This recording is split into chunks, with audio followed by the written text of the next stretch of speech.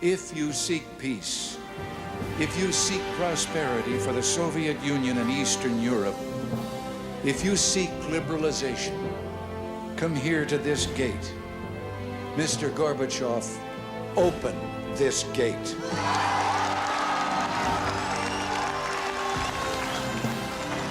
Mr. Gorbachev, tear down this wall.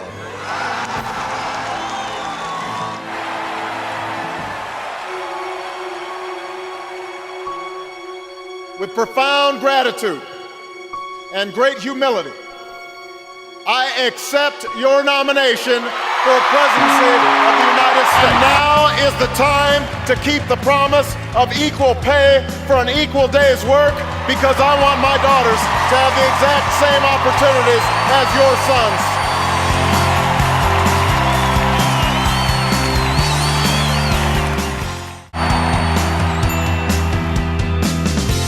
Passions may fly on immigration, but I don't know anyone who benefits when a mother is separated from her infant child. There is a word, an Igbo word, that I think about whenever I think about the power structures of the world, and it is nkali. It's a noun that loosely translates to be greater than another. Like our economic and political worlds, stories too are defined by the principle of nkali. How they are told, who tells them, when they are told, how many stories are told, are really dependent on power. 1974, the Heath-Tulin study. Ronald Reagan announces, the most reliable scientific sources say permanent brain damage is one of the inevitable results of the use of marijuana. They believe that marijuana could well turn out to be the most dangerous drug that is in use in our country today.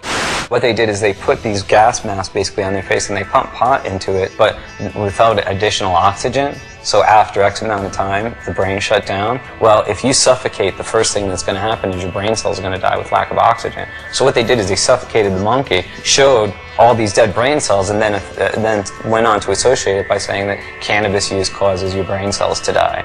And how many people, not knowing the origin of the study, have gone on to quote it and re-quote it. And now people believe it. Studies since have shown no signs of any brain cell damage. One person can say it's immoral to legalize it just as much as someone can say it's immoral not to legalize it. It doesn't get you anywhere. You have to have a rational policy debate by talking about the consequences. If you're a consistent person and you think the government should be regulating personal behavior, you have to be for prohibition of alcohol. And when you look back and throughout history and what happened to that was a total disaster. It created the Al Capones.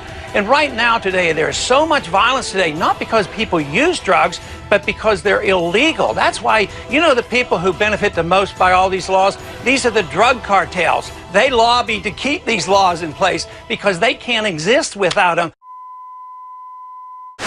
Now, speaking of U.S. wars, the U.S. government has reportedly killed alleged al-Qaeda recruiter Anwar al-Awlaki with a drone strike in Yemen. Well, I wouldn't know of any credible terrorist expert who would dispute the fact that he was a leader in al-Qaeda. But here's the catch. He was a U.S. citizen. Is there going to be any evidence presented? You know, I don't have anything for you on that. Do you not see at all, does the administration not see at all how a president asserting that he has the right to kill an American citizen without due process, and that he's not going to even explain why he thinks he has that right, is troublesome to some people? I wasn't aware of any of those things that you said actually happening, and again, I'm not going to address the circumstances of Awlaki's death. I think it's, again, it was an important fact that this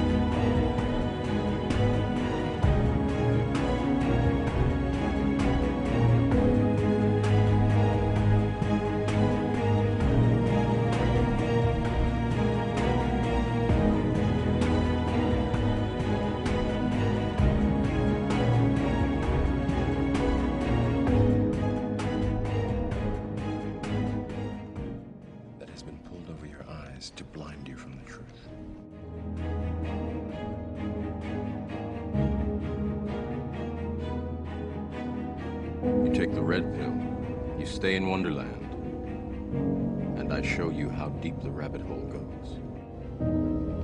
Remember, all I'm offering is the truth, nothing more.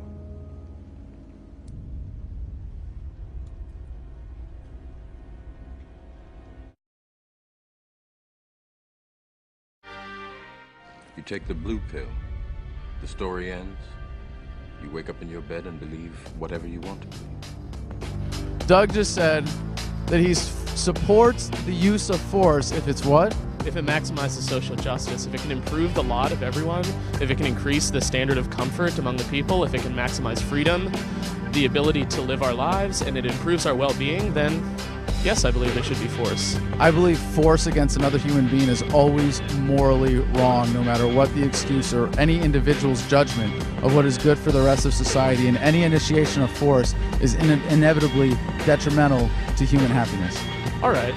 I mean, I agree with that. What you're saying is that your ideas are going to be imposed on other people by force. I'm saying no, it is unacceptable to ever do that. Persuasion and peaceful cooperation is the only sustainable way to get past these problems with society today.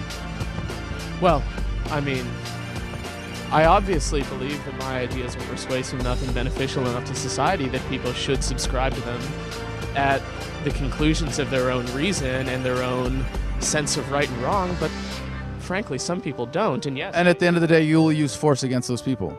I believe that it's the role of the government to use force. So you won't do it yourself, you'll hire someone else to do it, basically. That's what a government is.